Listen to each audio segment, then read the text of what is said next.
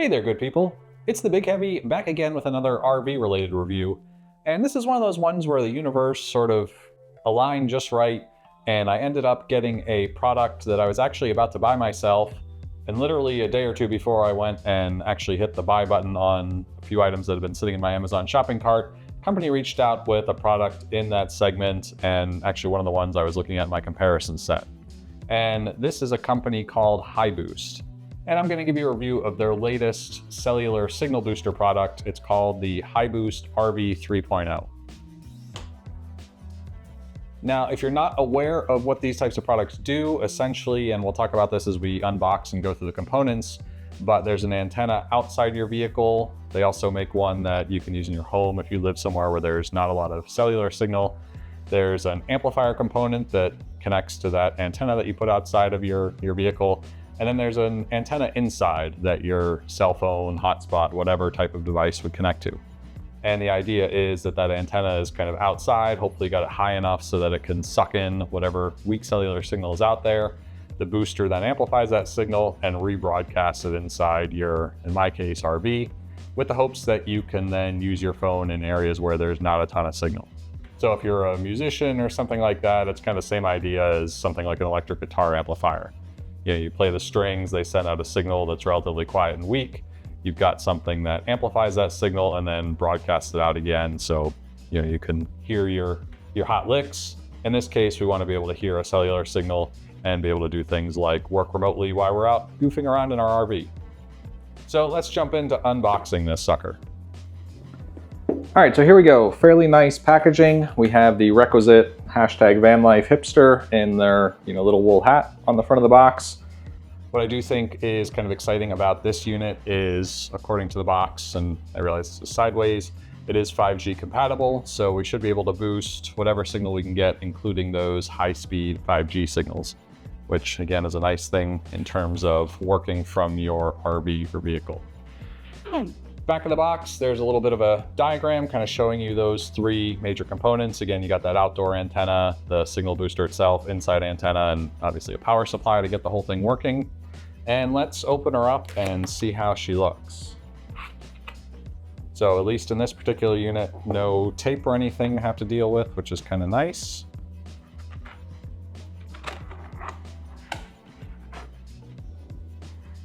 All right, first off, we have a manual in here.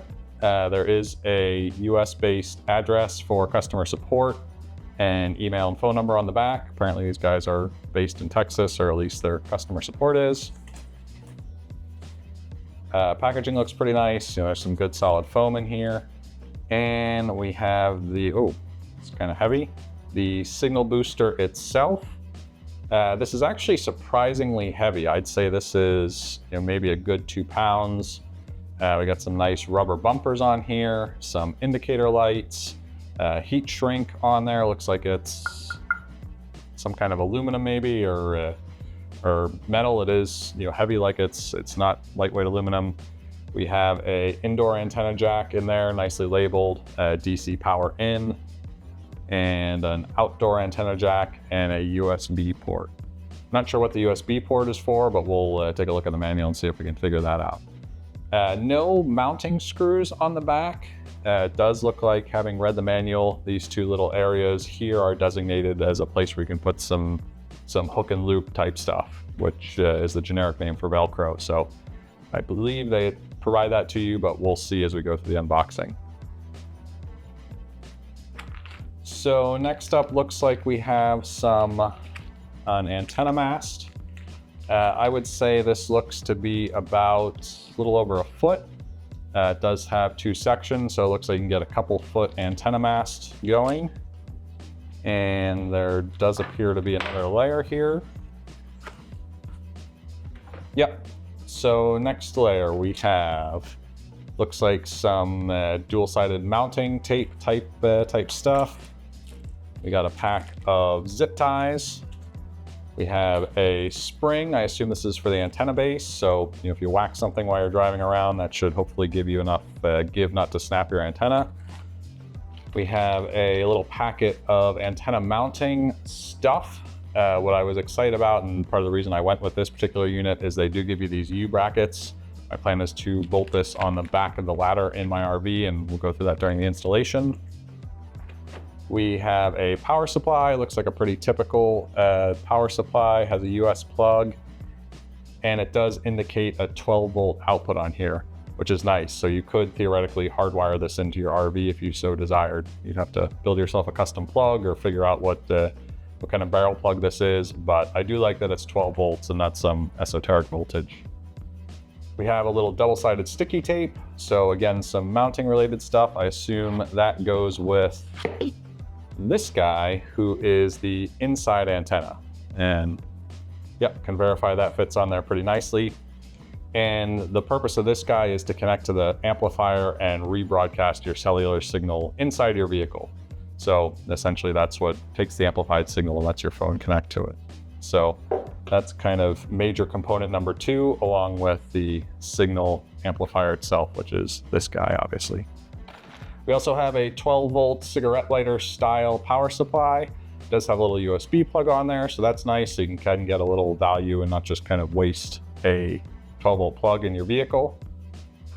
We have those hook and loop, aka Velcro mounting strips that go on the bottom of the amplifier. There's these little spots for them, so you can glue these on. I'll probably hide this guy in a cabinet and use this Velcro to affix him.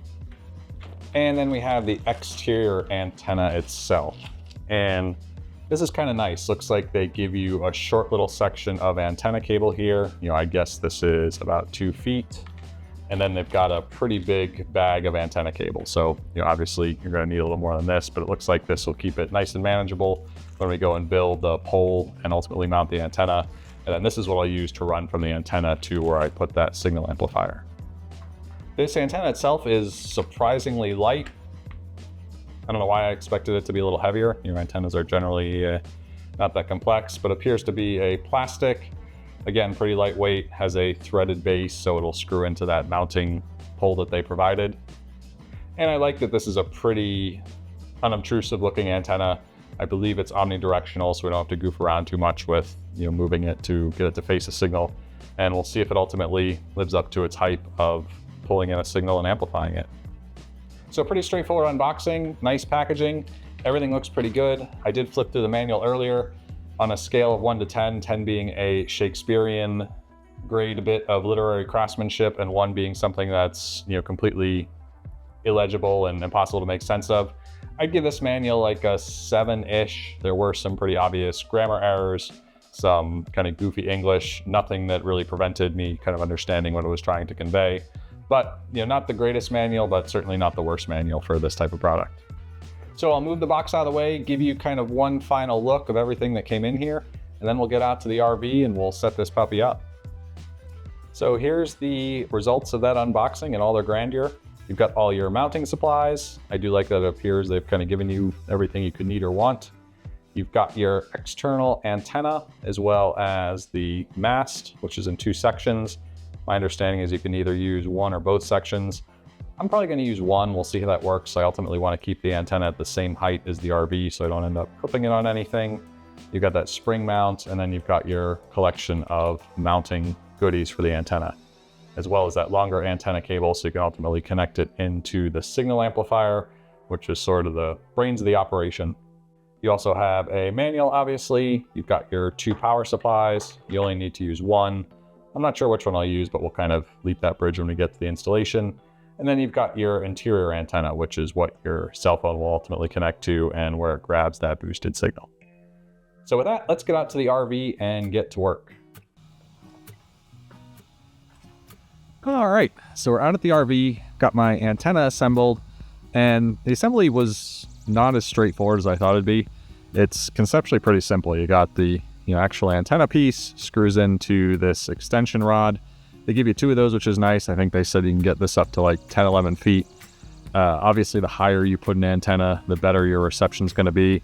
But for me, I want to keep this guy about at the same height as my max height of my RV, which is the air conditioner unit down there. So I'm going to give up a little bit of signal quality for kind of peace of mind. Make sure I don't rip this thing off while I'm tearing down the highway.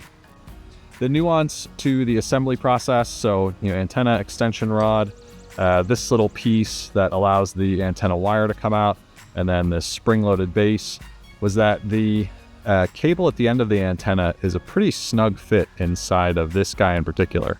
And, I would obviously pretty easily get him to the end, where it would be nice if the inside of this was tapered. That might be a little too challenging from a manufacturing perspective, but I couldn't get the end of the cable to pop out of the end of this extension. So what I ultimately did was, the solution to everything, which is blue painter's tape, wrap just one little layer of tape around this guy, kind of made it into a little cone, and that let me jam him out of this extension. I was then able to affix this little piece right here. I don't know if you can tell, but that's what allows the cable to come out and ultimately be routed into the interior of the motorhome.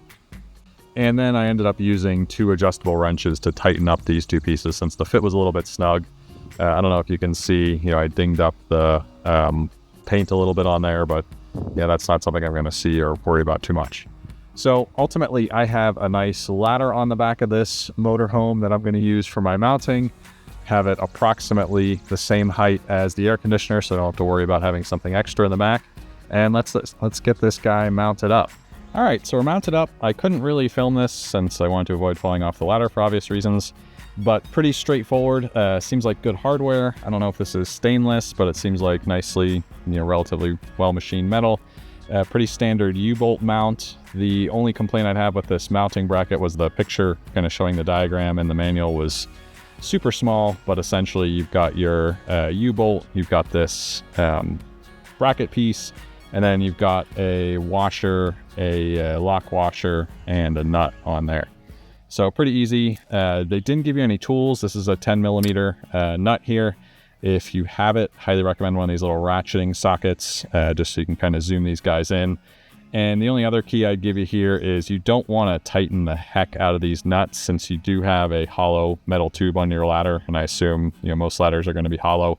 If you tighten the heck out of that, you're going to be able to bend and dent that tube, and that's going to weaken it significantly, which obviously you don't want on something that you're going to be climbing up on occasion. So now that that's done, the relatively simple next step is to screw this antenna on. And obviously the nut there is what you use to screw that on.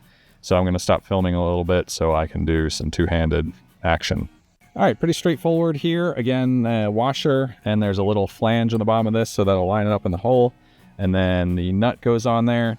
Grab your adjustable wrenches, and you can crank this guy down pretty good. It does have a little bit of a bit of spring in there, so that's nice.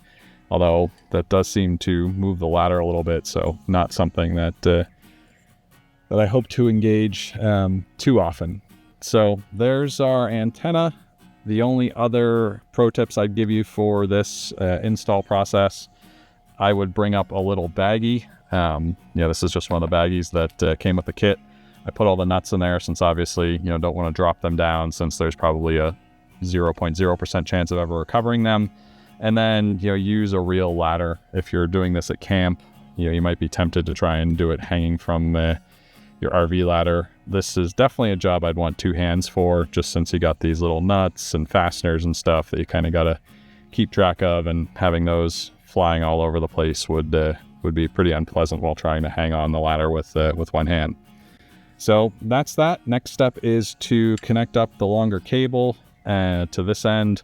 I would leave a little drip loop in here just, for kicks, and then run this to the inside of the RV and hook up the amplifier. All right, so here's my install. I've got this nice cabinet in the Winnebago view, and you can see there's this little roof access port where I'm going up to my external antenna. The units in here looks, relatively nice. It's a little wobbly right now, so I probably will use that Velcro that they supplied once I get that set up. But got the antennas connected, external antenna here, which goes to that back ladder, internal antenna here, which, for now sort of is sitting there looking somewhat janky. This will not be a great test, I don't think, because I have really good cell coverage here, but I'm kind of more interested in seeing how the app works. So let's pull out that little plug I've got here, plug this guy in. All right. And we have some blinky blinks, which is good. And I believe all blue is ultimately a good sign. I think that means that the antennas are spaced properly. This thing should be able to transmit and receive at maximum capacity. And let's see what the app looks like and see what that does for us. All right, so let's check out this Signal Supervisor app. So it seems to be a generic app for HiBoost and several others. It does make you go through a, in my opinion, rather overzealous registration process where they ask for information like your phone number and address. But ultimately, once you get through with that, you are able to add your device. In my case, I've got the Big Heavy RV on here, which is their Travel 3.0 type device. And if you tap on that, you can get some signal information from the actual device, which is kind of nice. So you can see the 4 different cellular bands that this unit supports, and you can see the output from each of those. So basically what they say in the manual is that you ultimately want 50 decibels of gain. So that kind of means your indoor antenna is set up correctly. I've got that on all the bands, so that's good. That kind of means my antennas are working properly, at least that's how I've interpreted the manual. And I can kind of see the quality of the connection. So some of the bands like this AWS 2100, the connection is a bit poor. Some of the others are much better. And in this case, I went from about 1 bar of 5G service inside my RV, boosted up to 3 bars, and saw that typical 20 to 30% speed boost that I see when using this device. All right, so we're out in a relatively rural part of Nova Scotia where I've got 1 bar on my cell phone without the booster turned on. And I thought this would be a pretty reasonable test, so I did 3 speed tests. I will put the average result of those without the booster turned on the screen below. And then I went and from the same position in the RV, kind of sitting in the chair over there, did the same 3 speed tests with the booster turned on. And I immediately noticed once I turned on the booster, I went from 1 to 2 bars without it to 3 to a couple times 5 bars. And there was a pretty noticeable speed increase according to the speed test.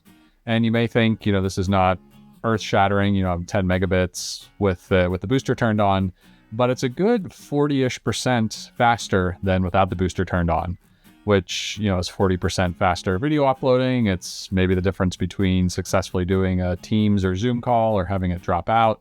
It's, uploading a video in my case to YouTube 40% faster. So that's a pretty legit boost. And I've tested this a variety of times throughout this trip. We've been in New Hampshire, Maine, New Brunswick, and had much better cell coverage during the early portion of this trip. So I wanted to wait until I got something that was a little more challenging to do a full test. But in all cases, it would boost my speeds by, again, about that 20 to 40-ish%. So the thing legitimately works. It's, pretty easy to set up. I've kind of Velcroed it to the back wall of the little cabinet I have in my Winnebago View where I keep all my electronics and all my chargers and all that stuff. It just sort of sits in there, doesn't make any noise. I'm able to take the antenna out and put it on the counter when I need it and then stow it away in that same cabinet when I'm not using it. So overall, pretty unobtrusive, pretty highly functional, and, pretty solid device. I have no complaints. So I would give it a solid 2 thumbs up if you are in an RV type application or, an overlanding type setup where you're going to be just kind of on the fringe of a cell signal, or you're going to have an okay-ish signal and you need something a little bit, again, that 20 to 40% faster than okay-ish. This is a pretty good unit for that purpose, pretty easy to set up, and so far so good.